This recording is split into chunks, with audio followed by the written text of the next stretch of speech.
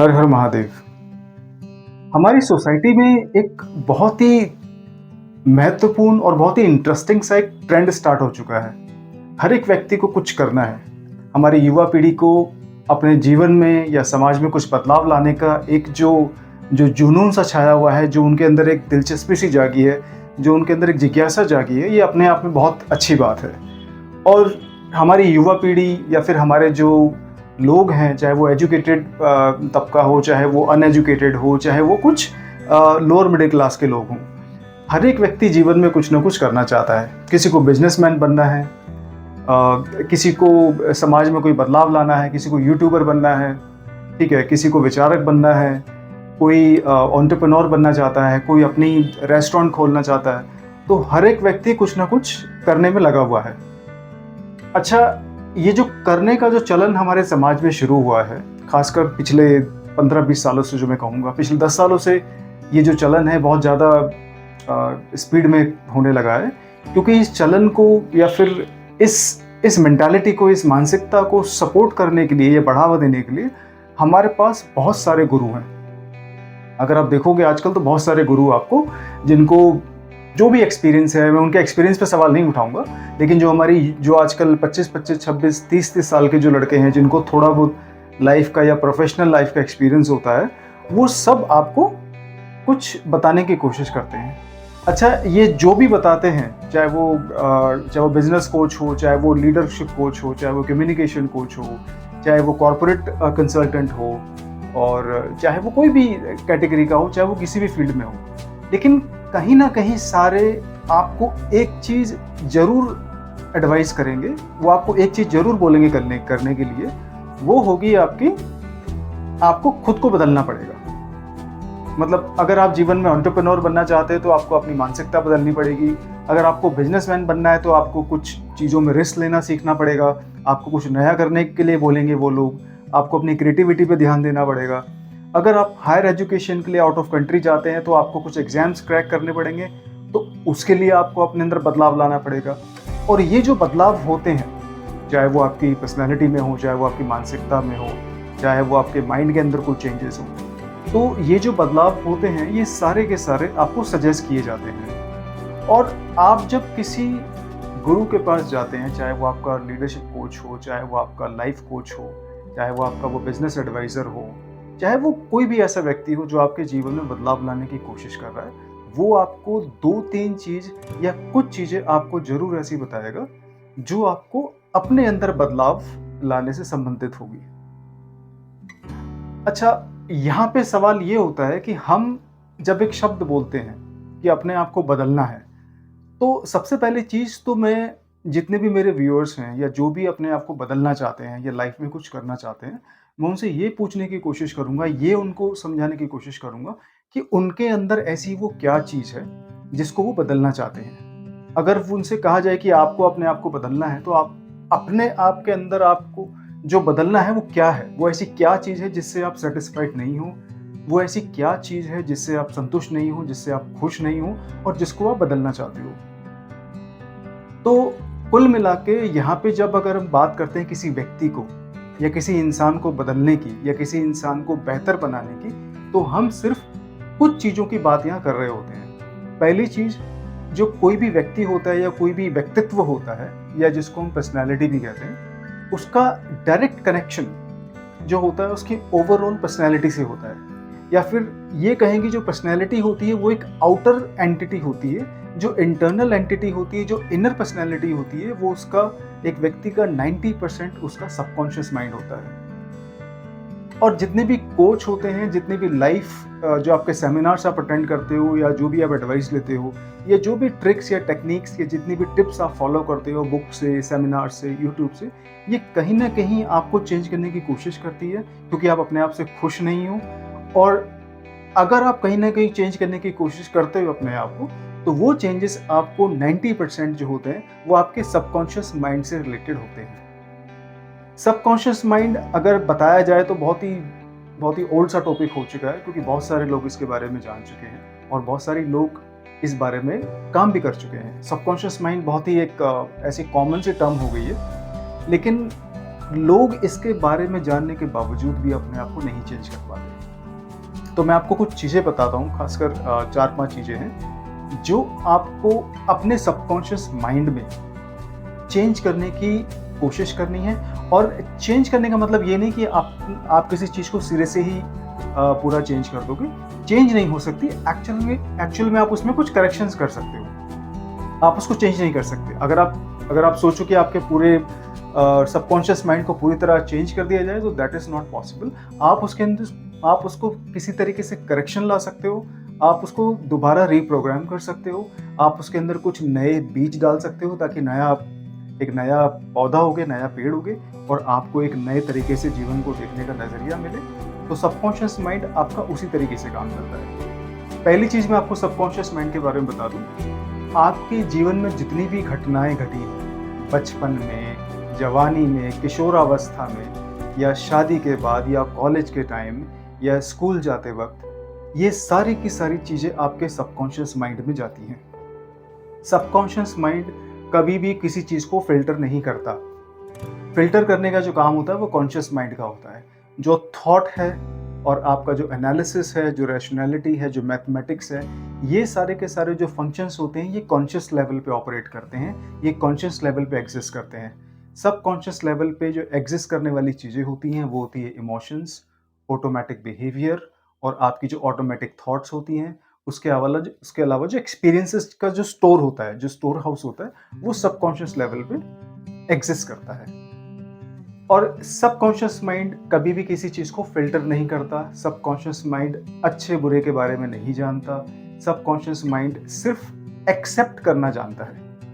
आप subconscious mind के अंदर आप कूड़ा कचरा भी डालोगे, आप अच्छे विचार भी डालोगे, आप उसके अंदर कुछ किसी के बारे में नेगेटिविटी भी डालोगे, तो उसका भी वो एक तरह से इंट्रोस्पेक्ट करता है, वो रिफ्लेक्ट करता है। इसीलिए लोगों को कहा जाता है कि अगर आप ये बोलते हो किसी को कि, या अपने आप को भी ये बोलते हो कि नहीं, आई कांट डू दिस, तो एक्चुअल में वो सबकॉन्शियस माइंड एक्सेप्ट करता है और ये साइंटिफिकली प्रूवन है। तो आपके जीवन में जितनी भी घटनाएं घटी हैं, बचपन में, जवानी में, कहीं भी, किसी भी संबंधित, रिलेशन से रिलेटेड, प्रोफेशनल लाइफ से रिलेटेड, चाहे आपके कॉलेज से रिलेटेड, वो सारी की सारी कहीं ना कहीं आपके सबकॉन्शियस माइंड में स्टोर्ड हैं। और सबकॉन्शियस माइंड में वो चीज़ें ज़्यादा घर करती हैं, वो चीज़ें ज़्यादा अपना मतलब घर जमाती हैं या कब्जा करती हैं, या उन चीज़ों का ज़्यादा असर होता है जब आप बचपन में या फिर किशोरावस्था की या कॉलेज लाइफ में, जब आपको नहीं पता होता कि आपका सबकॉन्शियस माइंड कैसे काम करता है। तो इसलिए कहते हैं कि बच्चे की पर्सनैलिटी 5 या 6 साल की उम्र तक एक तरीके से बन जाती है। तो बचपन में एक्सपीरियंसेस जो होते हैं, वो आपको जवानी में जाके, आपके प्रोफेशन में जाके आपको बहुत अफेक्ट करते हैं। इसीलिए आपकी नेगेटिव पर्सनैलिटी बन जाती है, या फिर आप हर चीज़ पे डाउट करते हो, या फिर आपको जीवन का जो भी एक्सपीरियंस होता है, वो जो बचपन में हुए जो एक्सपीरियंसेस होते हैं, उनसे फ़िल्टर होके निकलता है। तो सबसे इम्पोर्टेंट चीज़, आपको अपने अनुभव या एक्सपीरियंसेस जो भी लाइफ में हुए हैं, आपको उनको दोबारा से एनालाइज़ करना पड़ेगा, क्योंकि जीवन में जो एक्सपीरियंसेस होते हैं, वो सबसे इम्पोर्टेंट टीचिंग लेसन्स होते हैं। यह है आपका पहला पॉइंट, जो आपको अपने एक्सपीरियंसेस को एक बार दोबारा रिविजिट करके, रीएनालाइज़ करके, फिर उनको रीप्रोग्राम करना है। और सेकंड चीज़ मैं आपको ये बताना चाहूँगा, सबकॉन्शियस माइंड का जो सबसे बड़ा नेगेटिव पॉइंट हम कह सकते हैं, वो होता है कि हमारा सबकॉन्शियस माइंड कभी भी अच्छा बुरा नहीं देखता। सबकॉन्शियस माइंड सिर्फ रिएक्ट करना जानता है। और हम बात जब इमोशंस की करते हैं, और खासकर जब हम इमोशंस की बात करते हैं, रिएक्शन की बात करते हैं, तो रिएक्शंस हमेशा बड़े ऑटोमेटिक होते हैं। जो प्रतिक्रियाएं जो होती हैं, वो बड़ी ऑटोमेटिक होती हैं। और रिएक्शंस की जब हम बात करते हैं, तो एक्चुअल में हम इमोशनल रिएक्शंस की बात कर रहे होते हैं इनडायरेक्टली। अगर किसी समझदार व्यक्ति से बात करोगे आप, तो रिएक्शन में और रिस्पॉन्स में बड़ा फ़र्क होता है। रिस्पॉन्स हम तभी बोलते हैं जब एक व्यक्ति सूझबूझ में, एक शांत दिमाग के साथ पूरी चीज़ों को एनालाइज करने के बाद जब किसी चीज़ का जवाब देता है, तो उसको रिस्पॉन्स कहते हैं। और उसकी टोन और उसके इमोशंस बड़े कंट्रोल में होते हैं। लेकिन कोई भी ऐसा व्यक्ति जो किसी भी सिचुएशन में, किसी भी एक्शन के ऊपर रिएक्ट करता है, किसी भी सिचुएशन पे या इवेंट पे जब फौरन रिएक्ट करता है, तो उसको रिस्पॉन्स ना कह के हम रिएक्शन कहते हैं। तो सबकॉन्शियस माइंड का जो सबसे जो इम्पोर्टेंट या डिपेंड करता है कि नेगेटिव या पॉजिटिव जो भी है, जो सबसे ज़्यादा करने वाला जो काम होता है, जो फंक्शन होता है, वो होता है इमोशंस को रिस्पॉन्ड करना, इमोशनली किसी चीज़ पे रिस्पॉन्ड करना। तो इमोशनल एक्सपीरियंसेस या इमोशंस का जो भी स्टोर हाउस होता है, जो भी फीलिंग्स होती हैं, वो सबकॉन्शियस माइंड में ही जाती हैं, और सबकॉन्शियस माइंड हमेशा इमोशनली चीज़ों को रिस्पॉन्ड करता है, इमोशनली चीज़ों पे रिएक्ट करता है, अगर आपको अपने सबकॉन्शियस माइंड के फंक्शन को नहीं पता है तो। अगर आप अपने सबकॉन्शियस माइंड को नहीं जानते हो, तो ये उसका एक सेकंड नंबर का सबसे बड़ा नेगेटिव पॉइंट हो सकता है, जो आप लोगों को बिल्कुल भी समझ नहीं आएगा अगर आप नहीं जानते हैं तो। सबकॉन्शियस माइंड का जो तीसरा काम होता है, वो होता है स्टोर हाउस। एक तरह से आप लगा लो, एक बहुत बड़ा डेटाबेस होता है, और ये डेटाबेस इतना बड़ा होता है कि अगर आप चाहें तो इसमें मतलब जितना मर्जी डेटा आप सबकॉन्शियस माइंड में डाल लो, इसकी कोई लिमिट नहीं है। आपके जीवन में अगर 25 साल पहले, 30 साल पहले, 20 साल पहले जो भी घटना घटी होगी, वो आपके सबकॉन्शियस माइंड में कहीं ना कहीं जमा हुई है, कहीं ना कहीं वो स्टोर हो रखी है। कोई चीज़ अगर आपको याद नहीं आती, इसका मतलब ये नहीं कि वो सबकॉन्शियस माइंड में नहीं है। उस चीज़ को याद करने के लिए आपको एक ट्रिगर पॉइंट चाहिए होता है। तो उनमें से एक बहुत इंपॉर्टेंट चीज़ होती है सबकॉन्शियस माइंड में, जिन्हें हम कहते हैं मान्यताएं। मान्यताएं हमारे जीवन में वो चीज़ें होती हैं जो फैक्ट से परे होती हैं, इसीलिए उनको मान्यताएं कहा जाता है। अगर कोई चीज़ मान्यताओं पे आधारित है, तो उनको भी एक बार हमें चेक कर लेना चाहिए। हो सकता है कि हमारी मान्यताएं या हम जिन चीज़ों को मानते हैं वो गलत हो, या उनमें कुछ डाउट्स हों, या उनके अंदर कुछ करेक्शंस की रिक्वायरमेंट हो। तो जीवन में बहुत गहरी मान्यताओं के नाम पे, जैसे कि मैं आपको उदाहरण देना चाहूँगा। जैसे कि हम मानते हैं कि सब जीवन में सब कुछ पैसा होता है। एक व्यक्ति की ये टेंडेंसी होती है, उसकी मान्यता होती है कि जीवन में सब कुछ पैसा होता है। तो इस मान्यता को एक व्यक्ति इतना सीरियस ले लेता है, और उस पैसा कमाने के चक्कर में बहुत सारी हदें पार कर जाता है। कुछ व्यक्ति मानते हैं कि हमें इस जीवन में कुछ ऐसा करना है ताकि अगले जन्म में स्वर्ग में जाएं। तो ये मान्यताएं होती हैं। तो ये जो मान्यताएं होती हैं, ये फैक्ट से परे होती हैं, ये एविडेंस के आधार पे नहीं होती। ये एक इंडिविजुअल एक्सेप्टेंस हो सकती है, ये एक बिलीफ हो सकता है, और बिलीफ को जस्टिफाई करने के लिए अलग टेक्निक होती है। लेकिन मान्यताएं जो होती हैं, वो सिर्फ हम क्या मानते हैं उस पर आधारित होती है। हम कुछ भी मान सकते हैं। तो हमारी जो मान्यताएं हैं, वो भी सबकॉन्शियस माइंड में स्टोर्ड होती हैं। हमें एक बार अपनी मान्यताओं को दोबारा एनालाइज करके, दोबारा उनको करेक्ट करके, और एविडेंस और फैक्ट के आधार पे हमें उनको स्वीकार करना चाहिए। तो ये बहुत ही इंपॉर्टेंट चीज़ है, जो कि हमारी मान्यताएं, और ये भी सबकॉन्शियस माइंड का हिस्सा होती है, और ये हमें आराम से समझ लेनी चाहिए।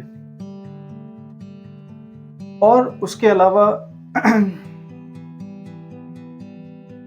हमारा सबकॉन्शियस माइंड हर एक घटना पे, हमारे जीवन में होने वाली जो डेली घटनाएं होती हैं, मतलब सुबह उठ के ऑफिस के लिए तैयार होना, या किसी से मिलने के लिए जाना, या संडे की या सैटरडे की जो प्लानिंग होती है, या हम लोग नाइट आउट पे जाते हैं, या हम जीवन में कोई बहुत बड़ा डिसीजन लेते हैं। तो ये सारी की सारी जो इवेंट्स होते हैं, चाहे वो मेंटल हों, चाहे वो फिजिकल इवेंट्स हों, चाहे वो जीवन में घटित हो रहे हों, या हम किसी चीज़ को प्लान कर रहे हों, ठीक है। तो हमारे जीवन में, हमारे रोज़मर्रा लाइफ में होने वाली जो घटनाएं होती हैं, जो इवेंट्स होती हैं, हमारा सबकॉन्शियस माइंड इनके ऊपर ऑटोमेटिक रिएक्शंस देता रहता है। और बहुत सारी चीज़ों से हमारे को गुस्सा भी आ जाता है, बहुत सारी चीज़ों से हम इमोशनली ट्रिगर भी हो जाते हैं। हम जब सड़क पर जा रहे होते हैं, तो हम जब किसी कपल को देखते हैं, तो एक ऐसा व्यक्ति जिसका डाइवोर्स हो चुका है, तो उसको अपनी मैरिड लाइफ याद आती है। अगर कोई लड़का जिसका ब्रेकअप हो चुका है, लड़की जिसका ब्रेकअप हो चुका है, तो उसको अपना जो डेटिंग का टाइम जो होगा, जो उसकी कोर्टशिप का टाइम होगा, या फिर उसको अपना बॉयफ्रेंड याद आने लगेगा किसी कपल को देखकर। तो होता क्या है कि जीवन में होने वाली घटनाओं को देखकर हमारा जो ऑटोमेटिक माइंड है, जो हमारा सबकॉन्शियस माइंड है, वो ऑटोमेटिकली कहीं ना कहीं छोटे छोटे रिएक्शंस देता रहता है। हम बहुत सारे रिएक्शंस पे तो एक्ट ही नहीं करते, लेकिन ऐसा नहीं है कि सबकॉन्शियस माइंड काम नहीं करता, वो रिएक्शंस देता है। कुछ रिएक्शंस पे हम लोग एक्ट कर बैठते हैं, कुछ पे नहीं करते। तो हमें ये भी ध्यान रखना पड़ेगा, हमें ये भी सोचना पड़ेगा कि हमें हमारी सबकॉन्शियस माइंड के लिए कौन कौन से सेंसिटिव और ट्रिगर पॉइंट हैं और कौन कौन से ऐसे पॉइंट्स हैं जिसमें हमारा सबकॉन्शियस माइंड एक्ट नहीं करता। उदाहरण के तौर पे हमारे को बहुत सारी चीज़ों पे फ़ौरन गुस्सा आ जाता है, क्योंकि वो गुस्सा हमारा, हम उसको जानबूझ के नहीं दिलाते हैं, वो हमारा कुछ प्लान्ड एंगर नहीं होता है, बट वो ऑटोमेटिकली आ जाता है। बहुत सारी चीज़ों पे हम ऑटोमेटिकली बहुत ज़्यादा इमोशनल हो जाते हैं। कई बार क्या होता है कि हम बहुत ज़्यादा कोल्ड हो जाते हैं, बहुत ज़्यादा इनसेंसिटिव हो जाते हैं। ये सारा का सारा जो ट्रिगर पॉइंट है, ये भी हमारे सबकॉन्शियस माइंड का एक स्टोरेज का हिस्सा होता है। और कहीं ना कहीं ये जो 4-5 चीज़ें हैं, ये हमारी ओवरऑल पर्सनैलिटी को बनाती है। अगर आप अपने सबकॉन्शियस माइंड को समझ जाते हो, तो आप अपने आप को कम से कम सांसारिक तौर पे और एक एज ए पर्सन अपने आप को आप कम से कम नहीं तो 90 to 95% समझ जाओगे, क्योंकि 8 to 10% हमें कहीं ना कहीं सबकॉन्शियस माइंड को भी समझना पड़ेगा। और सबकॉन्शियस माइंड को रीप्रोग्राम करने के लिए आपको अपने कॉन्शियस माइंड की हेल्प लेनी पड़ेगी। और सबकॉन्शियस माइंड को प्रोग्राम करना थोड़ा सा एक टास्क है, जिसमें थोड़ा समय लग सकता है, लेकिन ये बिल्कुल संभव है। और सबकॉन्शियस माइंड ही आपका एक ऐसा पावर हाउस है जो आपके जीवन में बदलाव ला सकता है। और सबकॉन्शियस माइंड कैसे काम करता है और कि इसको बदलने के क्या क्या फ़ायदे हो सकते हैं और कैसे आपके जीवन में एक क्रांति आ सकती है, ये आपको तभी रियलाइज़ होगा जब आप अपने सबकॉन्शियस माइंड को बदलने के लिए पहला कदम उठाओगे। तो अपने सबकॉन्शियस माइंड को बदलने के लिए ये जितने भी 5-6 पॉइंट मैंने आपको बताए हैं, इन सारे के सारे 5-6 पॉइंट्स को, इन मेंटल फंक्शंस को और अपने सबकॉन्शियस माइंड से रिलेटेड जो भी आपकी एक्टिविटीज़ हैं, इन सबको आपको एक बार दोबारा सोचना पड़ेगा, समझना पड़ेगा, इनका विश्लेषण करना पड़ेगा, इनका एनालिसिस करना पड़ेगा। उसके बाद ही जीवन में कोई बदलाव आएगा। अगर आपके जीवन में कोई बदलाव नहीं आ रहा है, तो इसका मतलब आप वही करते जा रहे हैं जो आप पहले से करते आ रहे थे, और वही रिपीटेडली कर रहे हैं, और सेम करोगे और नया रिजल्ट एक्सपेक्ट करोगे, तो फिर इससे कोई बदलाव नहीं आने वाला। तो अपने आप को सांसारिक तौर पर तरक्की दिलाने के लिए आपको अपने सबकॉन्शियस माइंड को समझना बहुत जरूरी है। हर हर महादेव।